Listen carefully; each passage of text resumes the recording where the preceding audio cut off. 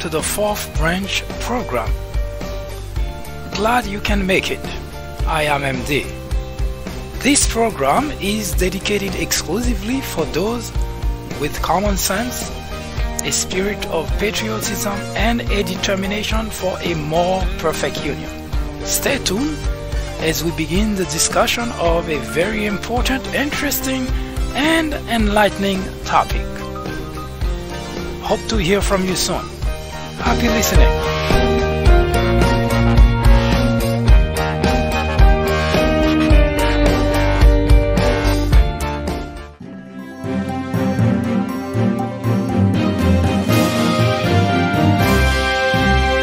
Hello everyone, I am MD and this is the fourth branch program. It is no surprise to anyone that ignorance is not an ability, it's not a virtue, it's not anything that anyone should look forward to. As a matter of fact, ignorance, as it is believed, is the biggest threat to any democracy. The level of ignorance of a people is considered as the most accurate gauge which determines the strength of a democracy in that country. JFK said that the ignorance of one voter in a democracy impairs the security of us all. Having said that, it is baffling that the Republican Party has made it almost a trade, an approach, a strategy to lie to their constituent. They have become masters of deception. It should not be any news to anyone here in the country or in the Republican Party that as of date, it is estimated that the leader of the Republican Party, the President of the United States, Donald J. Trump, has lied at very least 56 times per day. To lie to millions of people obviously keep them in ignorance. Is it a strategy by the Republican Party, or is it just Donald Trump? As we begin today the discussions on the danger that America faces, the danger of our democracy, the erosion of our democracy, we will look into the possibility that maybe, just maybe, we do have a crisis in this country.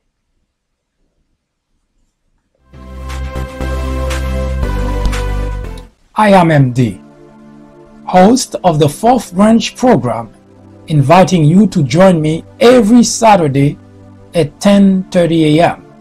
and every weekday at 2 p.m.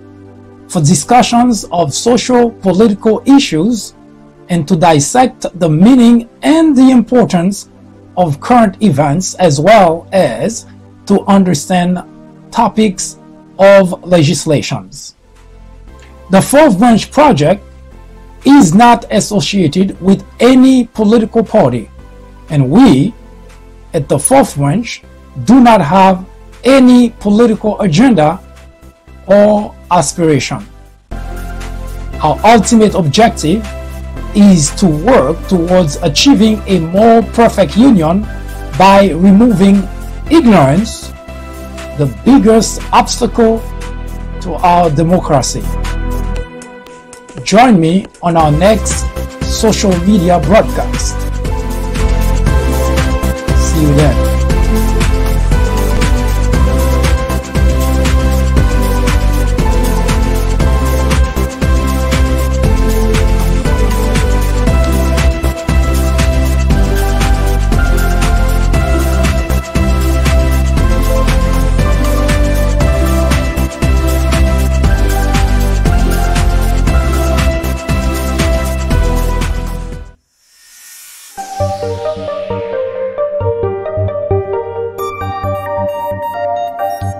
I do have to apologize to my fan base or to whoever wish that I would go away. So I do have two type of fan base: those who look forward to this program, and of course those who look forward to the end of the program. Now, whichever side you're on, I apologize that I did not have a chance or the opportunity to let you know that I would be away for the Christmas, the first few days of Christmas. I was literally dragged to attend some family gathering, and without the opportunity to explain my disappearance. I humbly apologize for that, and I promise that I will be more vigilant in the future and be better prepared so I don't find myself in the same predicament and put you in the same situation as well. Now, we have been talking about two very important topics called War on Blacks and also democracy is in serious jeopardy. But this week, for the remaining of this year, we have decided to change the format and to discuss those two topics in together, and also to discuss them more in a philosophical fashion than presenting the factuals and the example details of those two topics. Nevertheless, we will not stray away from the actual goal of debating those two topics. And of course, in 2019, we will come back and continue with the discussion, especially on War on Blacks. We will continue the slave trades and the beginning of the rebellions.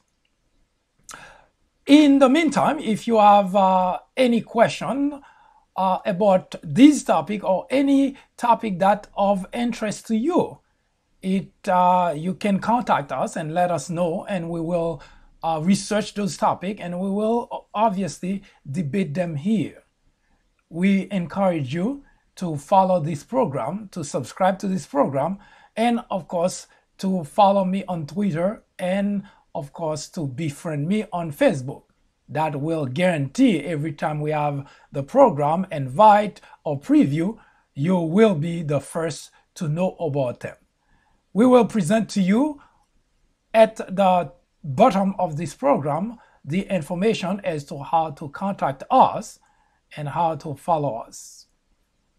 Stay with us. We'll be right back to continue with the erosion of democracy in America. Hi, I am MD, host of the Fourth Branch program. War on Blacks is a new topic added to the Fourth Branch programming in order to discuss the intricacies, the complexities of race relations in America. The goal is threefold. 1. To bring attention to the various forms of prejudice, discriminations, and racism in the country. 2. To expose the undeniable presence of such in every aspect of life and every corner of our society. 3. To extricate us all from the ignorance, the indifference, or the complicity. The ultimate objective is to make the discussions of those issues, racism, prejudice, discrimination, a normal part of our lives. Then, and only then, will we, as a society, be able to eradicate the problem. Martin Luther King Jr. said, "Nothing in all the world is more dangerous than sincere ignorance and conscientious stupidity." Abraham Joshua Heschel exclaimed, "Racism is man's gravest threat to man. The maximum of hatred for the minimum of reason. Join me in the journey to restore equality. Or would you please get out of the way? Thank you.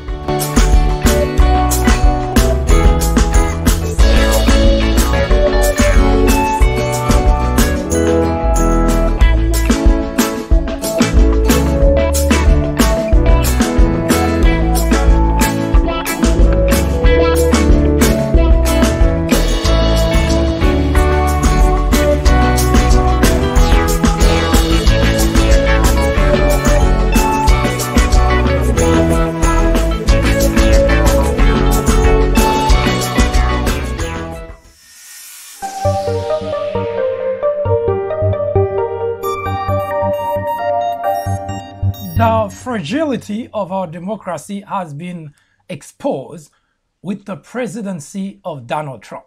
No, that is not to say Donald Trump is responsible for the problem. I heard too many times individuals on both Democrats and the Republican side casting blames on Mr. Trump for the state of affairs in the country. This is not to minimize Trump's impact on the predicament the country is in today. One must be really naive to believe that Donald Trump, a serial liar, a white-collar criminal, and probably the most incompetent individual who has ever occupied the Oval Office, would be smart enough to influence all those career politicians. No, Mr. Trump has absolutely nothing to do with that. What Mr. Trump provides is an easy venue for Republican legislators and elected officials to speak, behave, and act openly the way they've always wanted to do. Donald Trump did not turn the Republican Party into what it is today. A lot of people made that comment and believe so. Donald Trump is not that smart. What Donald Trump has done is provide a way to expose the Republicans for who they really are. You see, Republican legislators and elected officials are masters of deception. In more than occasion than we can count, they have redefined patriotism in order to fit their own selfish interests. They lie to their constituents to keep their post in Washington. It is expected that they would not hesitate to, quote, clip the wings of the American ego in order to feather their own nest. You see, the erosions of our democracy is a very deliberate act by the Republican leaders to misinform, to lie to their constituents, which unfortunately are much too predisposed to accept lies that support their beliefs.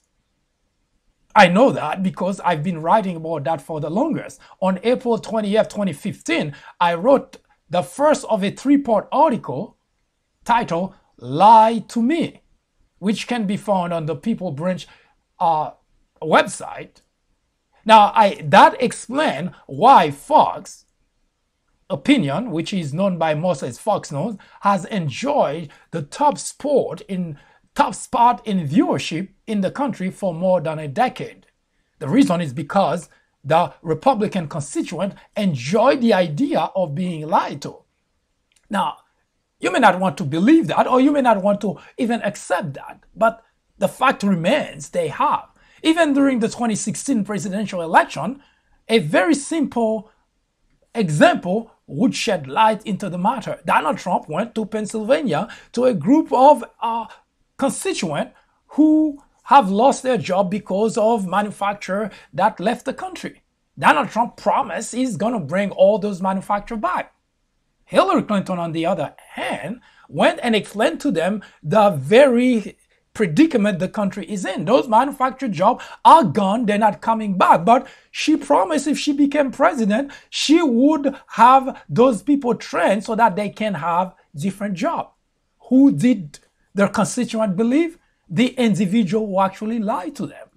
Not that Donald Trump knew there was a way to bring those jobs back, but he lied to them and they were very eager to hear somebody lying to them about something that he could not even conceive a way to make happen.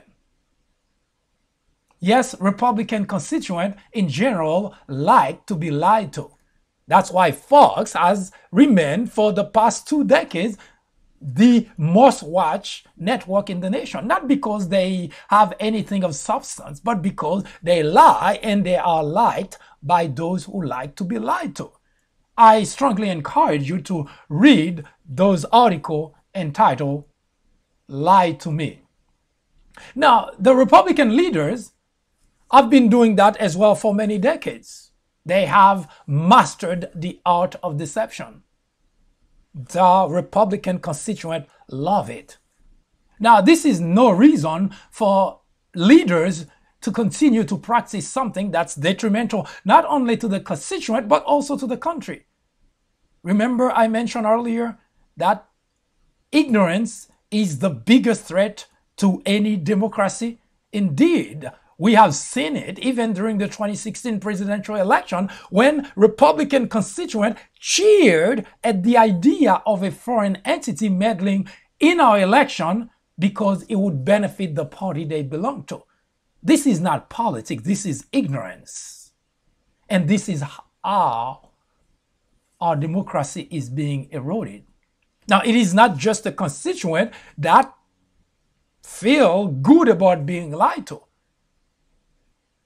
but it falls on the leaders, and that is just the purpose of a leader, to guide the followers to do the right thing, to think appropriately.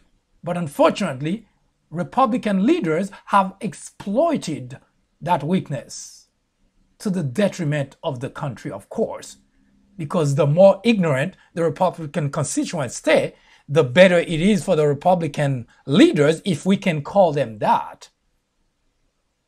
Because the leaders are people that have a higher level of integrity, people you can look forward to as example for the next generation. But Republican leaders have proven beyond a reasonable doubt that they don't have this kind of caliber.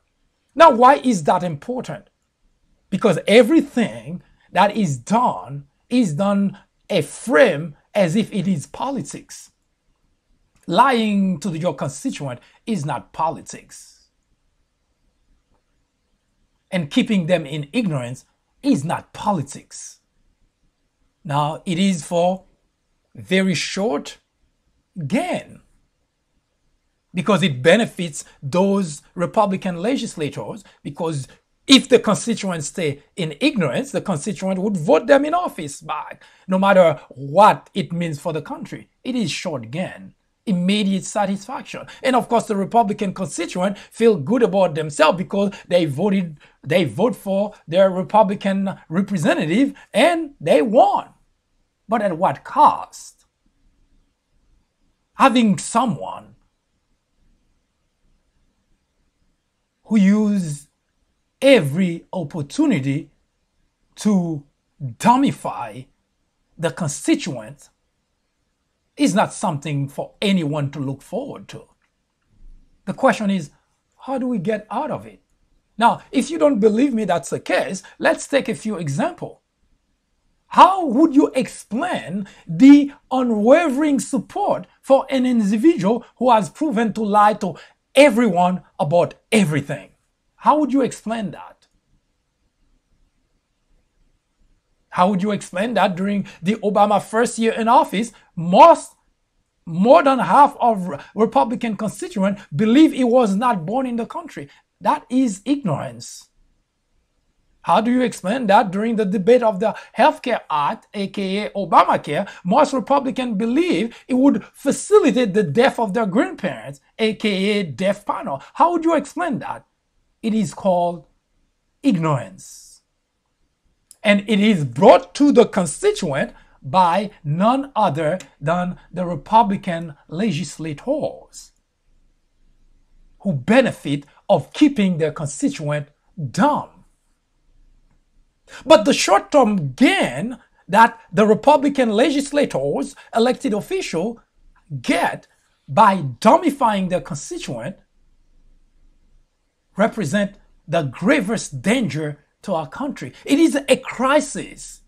As of date, we have more than 40% of the population backing an individual who is, by any analysis, the most incompetent individual that has ever run this country. And on top of that, he's a serial liar and he's a notorious criminal. But for reason that beyond logic, 40% of the population continue to support that individual. That's not politics. That's ignorance. And that type of ignorance does only one thing to our country. It erodes our democracy. Ignorance is not a virtue. Ignorance is a heavy burden on society. And we as a country have been crumbling under that heavy burden. There is no other way to explain this stubbornness of individuals, almost 100 million individuals, providing support to someone who has proven to have no interest whatsoever in the country they say they love, they cherish. That individual has always been about himself. Yes, there is a lot of talk, and Republicans are very good at doing that. They talk a lot of talk. They love labels. They Christian conservative. They fiscally conservative. They patriot. Now, anybody can say that.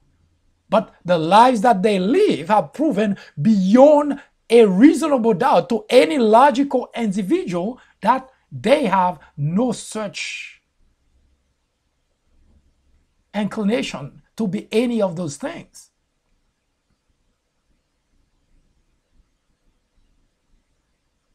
Is it because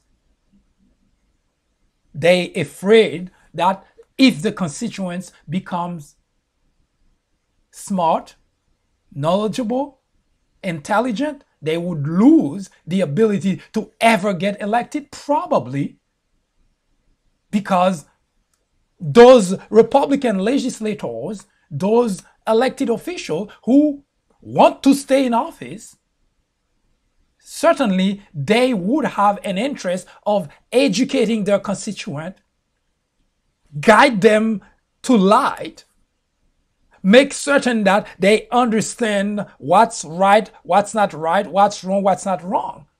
Lying to your constituent is not politics. Because lying to constituent only keep them in ignorance. Imagine for 1 second you go to a doctor and you tell them that you have a backache instead of a stomachache.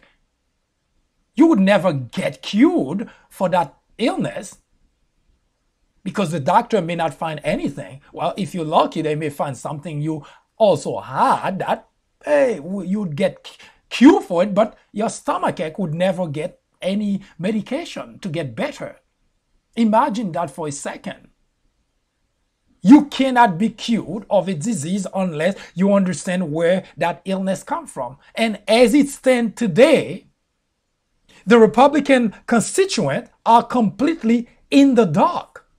They are lied to by the politicians, the Republican legislators, the Republican governors, mayors. They are lied to by the President of the United States. They are lied to by the network, a broadcast network which is supposed to educate their audience, but they are lied to by those networks, all for their own selfish interests, for their own benefits.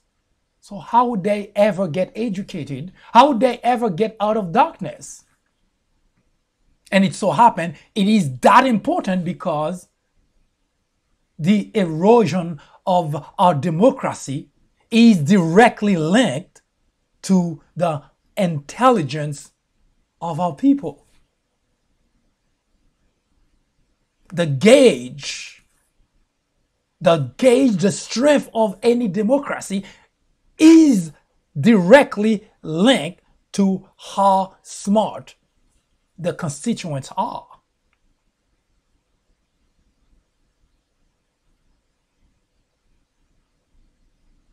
Kept in darkness, kept in ignorance. In fact, that's the only way to explain that millions of individuals continue to support someone who simply is not up to the job, cannot do the job, and on top of that, is a criminal, a lifetime criminal. Who would want to raise his or her children and use Donald Trump as a role model? Would you raise your hand? Would you want to raise your children, your grandchildren, and use Donald Trump as your role model? I think not. Now, the Republican legislators have relinquished their duty twice. One, the legislative branch is there as part of our government to make certain that we don't have an executive branch running amok. And two, even if the legislative branch did relinquish the job, but at least if they were talking to their constituent by providing them the truth, the constituent would have been able to make the proper decision. So it is a deliberate act by the Republican legislators, elected officials, by the Republican leaders to make certain that their constituents stay and live in ignorance. And this is a major crisis for the country because it represents an erosion of our democracy.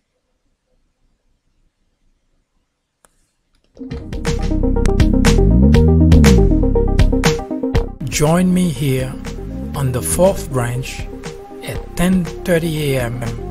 every Saturday.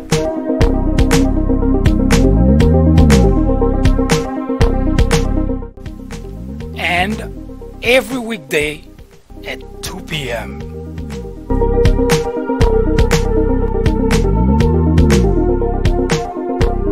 This is the fourth branch. Common sense in a world of chaos.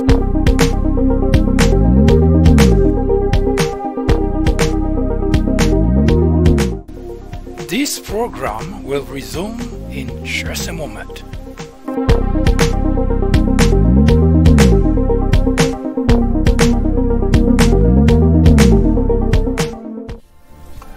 In 1996, a small network by the name of Fox News was launched with just 17 million viewers. Today, with over 100 million people watching regularly, Fox has become the greatest threat to our democracy, constantly bombarding the airways with false information, distortion of facts, and outright lies, presenting to its audience as news. Fox has created an army of blissful ignorance. According to a recent survey, 82% of Fox viewers are ignorant of facts and the truth. To keep millions of people in ignorance not only prevents democracy from flourishing, but it also clears the path to authoritarianism, to dictatorship.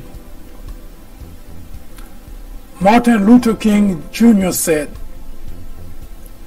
"Nothing in all the world is more dangerous than sincere ignorance and conscientious stupidity. Let me finish by saying that democracy cannot survive in an environment where truth and facts do not matter. At Fox, truth and facts do not matter. Indeed, democracy in America is in jeopardy. It is a crisis the country can no longer ignore.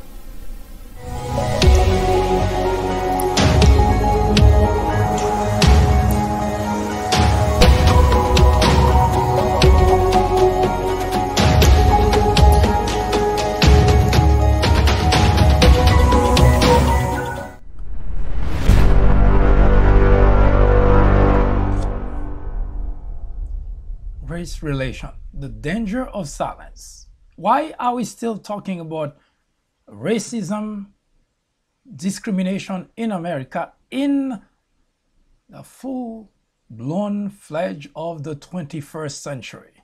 Why are we still there? Racism of all sorts, but most specifically institutionalized racism, is the most obvious proof that whites' inability or unwillingness to recognize and accept mistakes that they made towards other groups, blacks in particular. Instead of owning up to that terrible aspect of lies, they blame blacks for fighting against oppression, for fighting against slavery, for fighting against discrimination, for fighting against inequality. They wanted black to accept their fate. Much like today we hear expression of whites who want black to stay in their place. And it is not any exaggeration to say that today, well, it didn't start today, but up to today, we still have whites who continue to play the victim after victimizing blacks, groups of blacks, yes, generations of blacks. Now, we've been talking about the past couple of weeks of slavery, and explain the horrific part of blacks' lives, the horrific lives that they live under whites during the slavery time. Now that slavery is over, well, slavery has been over for a while, but we are today talking about a topic that should have been gone with slavery. But unfortunately, it is not black and white. Race relation, that is not black and white. It is complex. It is indeed very complex.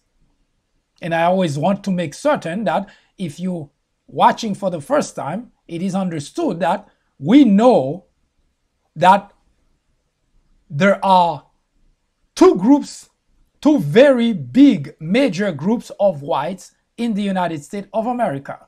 Now, I'm sure that it probably elsewhere too, but we are concerned about here in the United States. There are two major groups. There are the group that discriminates and the group that doesn't. We have millions of whites who are racist and discriminate, prejudiced. And we also have millions of whites who are not racist, who do not discriminate. That is the major problem we have whenever the topic of race relation emerges. But one thing seems to be constant, despite what I just said. There is the institutionalized racism that even those individuals, whites, who are not racist, they enjoy the advantage of being white while at the same time oppressing, if you like using the term, blacks. And I will give a few examples to kind of make the conversation a little bit clearer when we talk about institutionalized racism. It's not just a beautiful word, it's not just a big word, it is a word that explains what exactly is going on, why we're still talking about racism, why there is so much discrimination still in the country. In the past, it used to be easy to say that it's mostly in the South. In fact, that's how it really started, because most slavery happened in the South. So because of that, whites in the South more inclined to have resentment against black. And those resentment, which, by the way, and that is the biggest irony of things, while they victimize blacks during slavery, and by victimize, I don't mean that as a beautiful term either. They torture blacks to death. They starve them to death. They torture them to death. They remove their limbs when they did not obey. But if you talk to any white individual in the South, coming from the generation of those who were slave owners, slave masters, they are the victims. They inflicted pain, they torture blacks beyond any kind of humanity. The kind of torture that they put blacks through, today people would go to jail if they do that to animals. They branded blacks.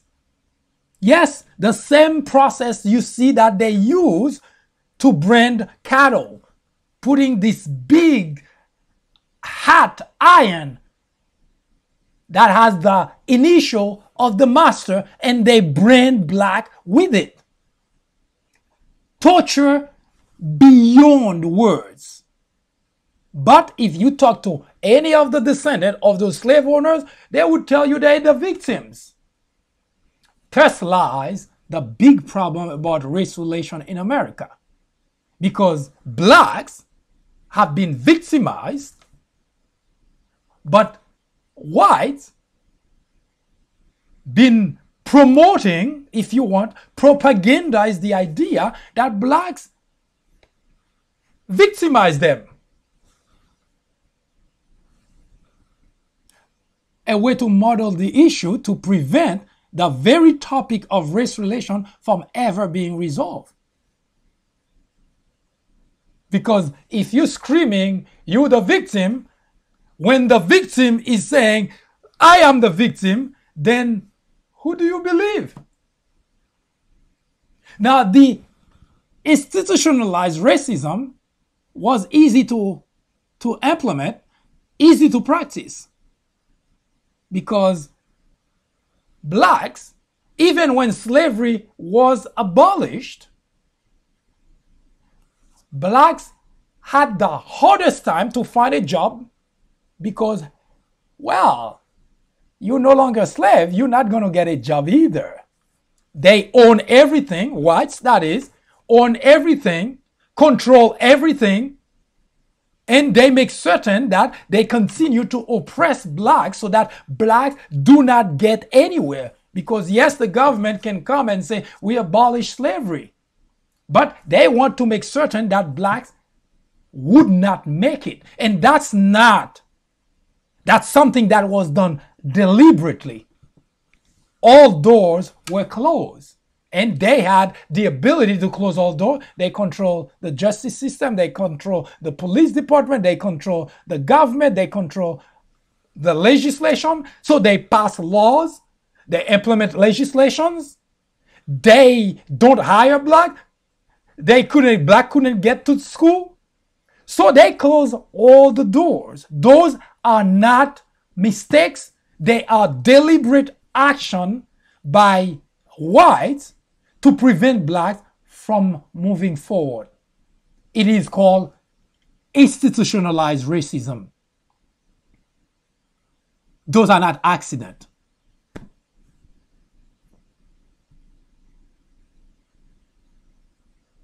Now you would think, well, that was during slavery, right? Well, because, slavery is over. Whites do not have any way of making money anymore because they could no longer use blacks as free labor. They could no longer torture blacks. They could no longer beat them. They could no longer kill them. But they have a way to say, well, if the government thinks that's over, they're gonna see they have something coming for them. So they set stumbling block. They pretty much set a fence which prevented black from ever getting the opportunity to move forward. This is deliberate action. This is institutionalized racism, institutionalized discrimination. Those are not mistakes.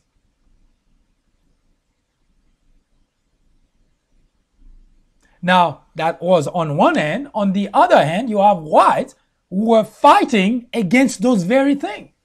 And as you can see, the problem of race relation is hard. It's difficult to resolve because as of date, we still have the same fight continuing here in the United States of America.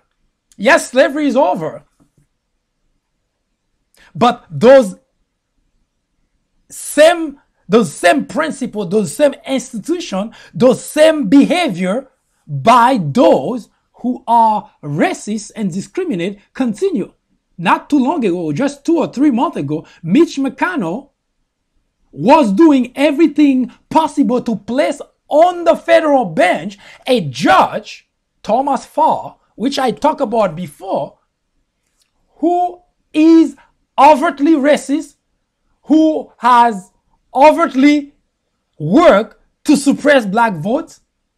When I talk about institutionalized racism, we're not talking about like philosophical, we're not talking about in theory, we're talking about legislations, group of individuals who may not be even, you may not even know are racist, but they working every aspect of their sentiment, which is racism, to make certain that blacks always have that kind of problem. So yes, slavery is over, but those same individuals, and as I mentioned before in one of those presentations, that you cannot take people's words for truth, because if you ask Mitch McConnell, he would tell you, I'm not racist. But I can tell you by his action, this is exactly what racists do. They set system in place to be disadvantageous to a group, in that case, blacks. He is a gentleman who is overtly racist, who worked to suppress black votes, and Mitch McConnell rallied his team in the Senate to vote to put that guy in as a federal judge. This is racism. So he can say all he wants that is not racist, but his very action dictate that that's what we call institutionalized racism, because you put in place different groups of people who make certain that blacks do not advance. Now that individual in North Carolina that's fighting to suppress black vote. Now you put that individual in on the federal bench. What do you think is going to happen? Now he has federal oversight over those kind of things. Now he was doing it locally. Now you want him to continue doing it nationwide. That's institutionalized racism. Yes, you can talk all you want about slavery is over, but the racists, those who are racist in the country, continue to work really very hard to make certain those systems stay in place. And Mitch McConnell, I single him out because his legislation, the legislation that have passed, and the people that he have tried to put in place in different places in our government, those people are overtly racist and have expressed their very opinion in terms of what they want and how they want the country to continue. This is how you recognize people who are racist. Not because they tell you they are not. Because anybody can tell you anything. The devil would tell you he's a saint. Easy.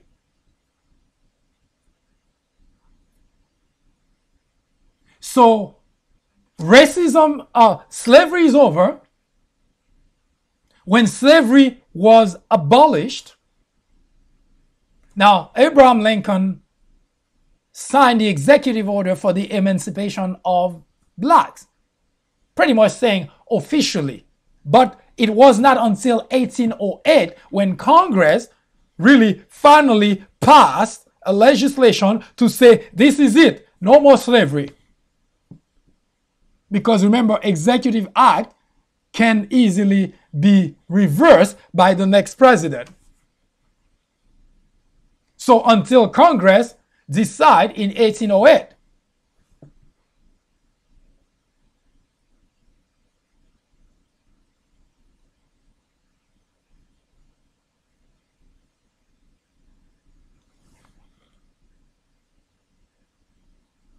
Actually, it probably was 1898 because getting to think about it, that doesn't sound right. But in any event, when certain aspect of how we live our lives in this country, when it is accepted as okay. Now, granted, in the South, it is accepted as okay because, well, this is where slavery started. Yes, slavery ended, but the whites in the South decided, you know what, we're going to keep things the way that they were. And even as of that, you still hear whites talking and say to keep blacks in their place.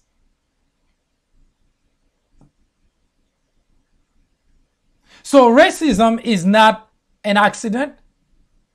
It is a deliberate act by millions of racists, by millions of whites who discriminate to continue to set system, to put system in place or strengthen the system that already in place so that blacks do not have the opportunity, the ability to move forward. It's happening locally. It's happening in Washington. The example I just gave you about Mitch McConnell pushing forward to get Thomas Farr from North Carolina to be placed on the federal bench is one such example. So it is pretty much everywhere. It's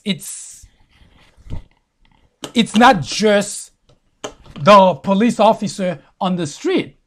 It is in every aspect of life. The legislators in Washington are working hard to make sure it stays that way. In fact, we can say in all fairness that in general, Republican legislators in Washington are very much inclined to be racist. Now, they can argue that all they want. words without action are worthless. Tell me you're not racist. Irrelevant.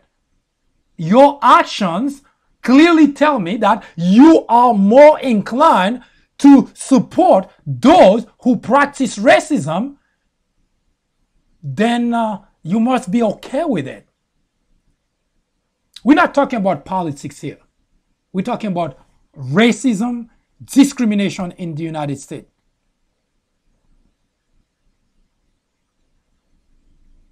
Race relation is difficult because there are whites who want things to be just the way it was during slavery.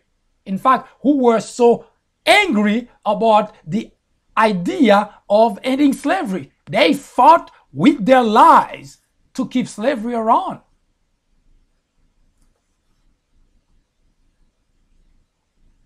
Hundreds of thousands of them died because they won. I would say good for them that they died, because their idea of living a good life is to keep somebody else in bondage, in slavery. Now were also whites who fought to end slavery. They too died on that side of history. Now the biggest irony of the whole thing, as I explained yesterday, is during 1773 onward, when the English who left England came to the United States, fleeing a kingdom that they consider was an oppressive regime.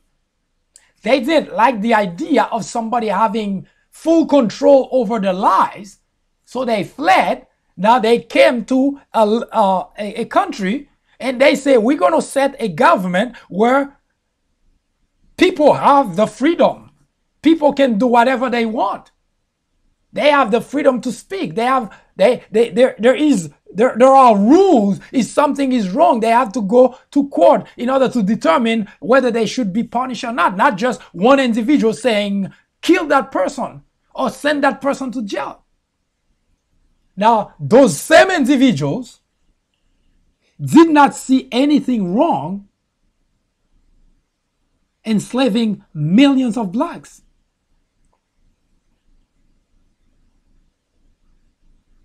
Now, as if that was bad enough, they tortured them, they starved them to death, and when it became time that someone saw the light, Abraham Lincoln, and signed an executive order, pass an act to free the slave, well, the whites say, well, we want the slaves. Why should you do that to us? So they fought. That's what the Civil War was. They fought to keep slavery alive. They never get the light bulb to come up and say, you cannot do that to human being. Not only they fought, even after they lost, now they decide, well, we cannot accept that. Let's make certain that those blacks never get anywhere. So they implemented institutionalized racism. They put a big fence between them and blacks. Blacks could not go to school. Well, remember, they weren't at school for almost 400 years. So they're completely dumb. They don't know how to read and write. Well, some blacks did manage to learn that, but in general, they didn't know how to read and write. They couldn't do anything. They could not go to school. They could not get a job. They were completely cut off from society. That was a deliberate act by the whites, who are racist, who discriminate. And now their generations after, great-great-grandparents, great-grandparents, grandparents, parents, and now those who are still alive, they consider blacks as the problem. That's how institutionalized racism works. You victimize someone and then you turn around and say they are the problem. So your great-great-grandparents pass it to great-grandparents, pass it to grandparents, pass it to your father, pass it to you, that blacks are the problem. They are violent people. They are thieves. They are criminals. Without passing to you their criminal behavior towards blacks. Because they paint to you that your great-great-grandparents, good people. They took care of their family. They were a good husband, good father. All the while torturing to death human being. But what you get from the information passed to you was, well, blacks were thieves, were criminal, were violent. What did you expect? You were torturing someone who wants at all costs to get out of that bondage. So what did you expect for them to be? Oh, I want to get out. You know, I don't want to do you any harm. What would you do? Someone been keeping you in bondage, beating you, starving you to death. The first opportunity that you get, you would smack anybody on your way out of the way. But, oh, blacks are violent. That's the picture that was painted to you. And today, you contribute to the institutionalization of racism and discrimination because, you know, they tell you blacks bad, criminals, thieves. That's what the biggest problem in race relation in America. Because they paint your grandparents, your ancestors as good people, and they paint black as bad people. And this is the purpose of this program, to show you the real picture of your ancestors and tell me which one of those two people were the monsters. Because today, that's the picture you have. It's blacks, the monsters. They are the monsters because that's what you are. You were the information that were passed down to you by your grandparents, by your ancestors, because they were violent. Because when they found that opportunity to escape slavery, oh yeah, anybody in that predicament would have been as violent as necessary to escape and reach freedom. No doubt about that. But they forgot that small part of the equation, that your ancestors were torturing them, starving them to death, beating them for no reason. Even if they expressed small time of fatigue, they would get beat until they bled and forced to go back to the farm to continue to work. But hey, they were the violent people. And when they had to escape, they had to take things from their owners, their slave owners, because they didn't have anything on their own, because the slave owners kept everything. They work 18 hours a day, but they had nothing. So yes, to escape, to reach freedom, they had to take things from that slave owner. But the slave owner said, oh, those blacks are thieves. They stole my stuff. And that's a picture they painted of blacks, and they tell you your grandparents were doing great, but the blacks were just thieves and criminals. And today, you contribute to institutionalize racism because you got that picture from your ancestor. I guarantee you your ancestor was not a good person. Your ancestor was a monster. If he was a slave owner, he was a monster. There was no good slave owner.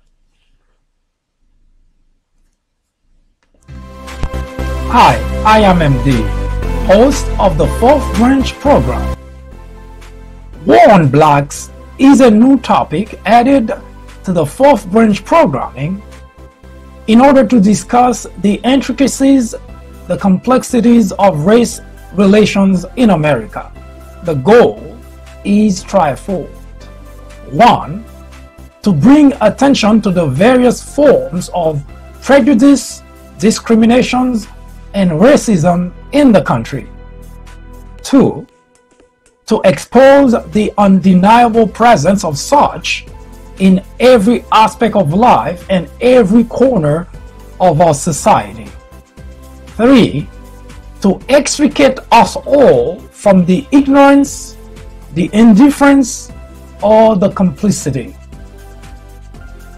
The ultimate objective is to make the discussions of those issues, racism, prejudice, discrimination, a normal part of our lives. Then, and only then, will we, as a society, be able to eradicate the problem.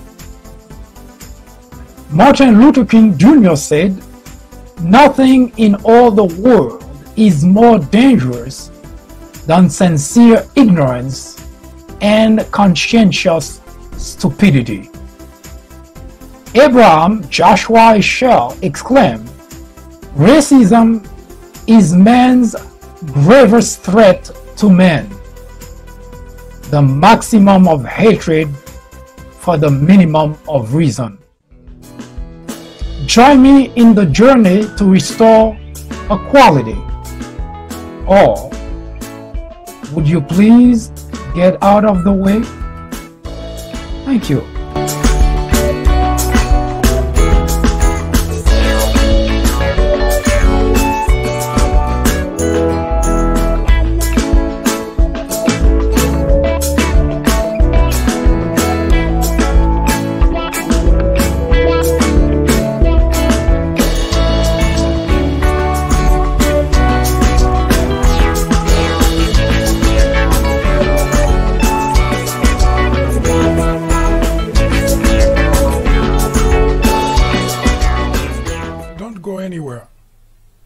The Fourth Branch program will return in just a moment. After reading several books based on presidents and on Obama specifically, I found that they're typically partisan. The Obama legacy targets the heart of the issue by giving credit to the president where it's due, but definitely coming down hard on Obama on his bigger failures, like his handling of the Syrian crisis.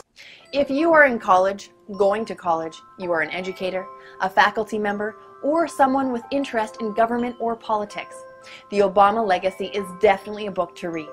My professor recommended The Obama Legacy. A friend actually recommended The Obama Legacy. I would highly recommend this book for anyone, whether for academic use or leisure reading. I would recommend this book to anyone out there searching for an impartial and unbiased look into Barack Obama's tenure as president. I would definitely recommend this book as a good read for both liberals and conservatives.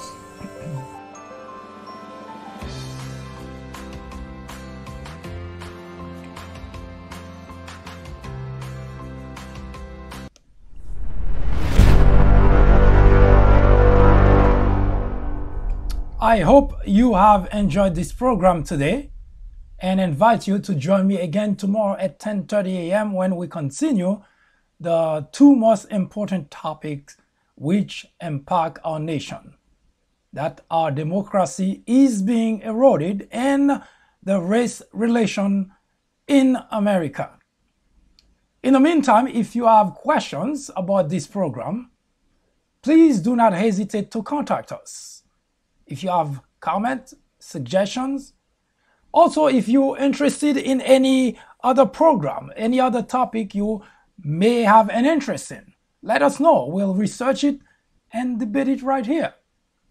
Follow me on Twitter and subscribe to this program in order to receive invites, preview, especially before we begin the program. We'll let you know that we're about to begin.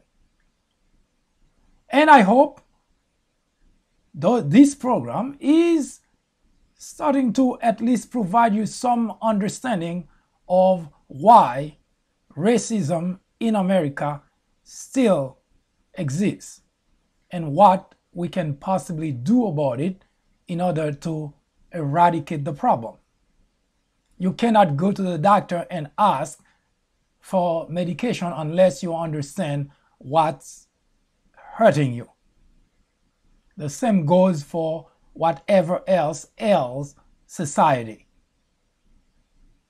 And the program here on race relations in particular will delve into the very roots of this problem, which has lingered and which has caused a lot of casualties on the black side. We're hoping at some point in the near future, this problem will be addressed in a more formal way, and we will be able to de-institutionalize racism and discrimination. Because while slavery has been over, racism, discrimination in America have never abated. We, blacks, live it every day, experience it regularly, witness it frequently, and some of us even fall victim of it. It is time that we, as a nation, address this problem and put an end to it. I hope you have a wonderful afternoon. Hi, I am MD, host of the Fourth Branch program. War on Blacks is a new topic added to the Fourth Branch programming in order to discuss the intricacies, the complexities of race relations in America. The goal is threefold. 1. To bring attention to the various forms of prejudice, discriminations, and racism in the country. 2. To expose the undeniable presence of such in every aspect of life and every corner of our society. 3. To extricate us all from the ignorance, the indifference, or the complicity. The ultimate objective is to make the discussions of those issues, racism, prejudice, discrimination, a normal part of our lives. Then, and only then, will we, as a society, be able to eradicate the problem. Martin Luther King Jr. said, "Nothing in all the world is more dangerous than sincere ignorance and conscientious stupidity." Abraham Joshua Heschel exclaimed, "Racism is man's gravest threat to man, the maximum of hatred for the minimum of reason." Join me in the journey to restore equality. Or would you please get out of the way? Thank you.